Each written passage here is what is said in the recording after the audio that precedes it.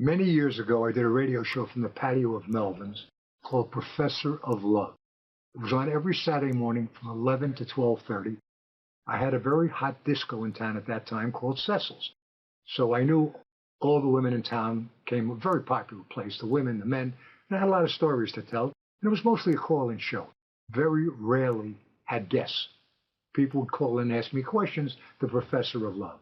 To be honest with you, I'd get home 2, 3 o'clock in the morning on Friday night after having a few drinks and being a little bit woozy.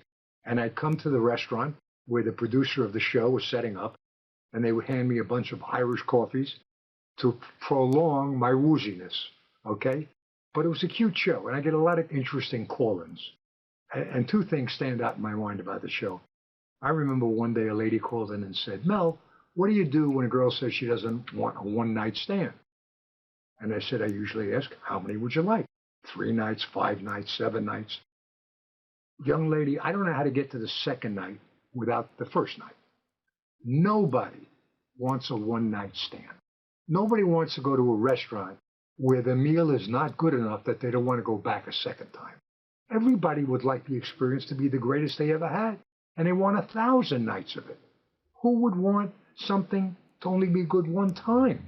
I don't even understand the concept of that statement. I thought that was one of my more brilliant moments. But something that stands out in my mind, again, I very rarely had guests. But in those days, Helen Gurley Brown from Cosmopolitan magazine had just conducted a sex survey. And the big deal about it was that she had 100,000 respondents, as opposed to Masters and Johnson, which was the very famous sex survey that only had 5,000 respondents. So she was sending a representative around the country to promote Cosmopolitan's sex survey.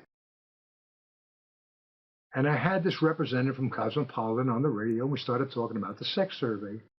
And I said to her, what was the most significant thing you learned from that sex survey?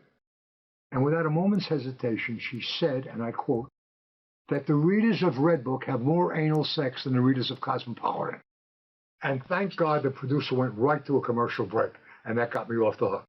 And those were the 2 highlights of my Professor of Love radio career.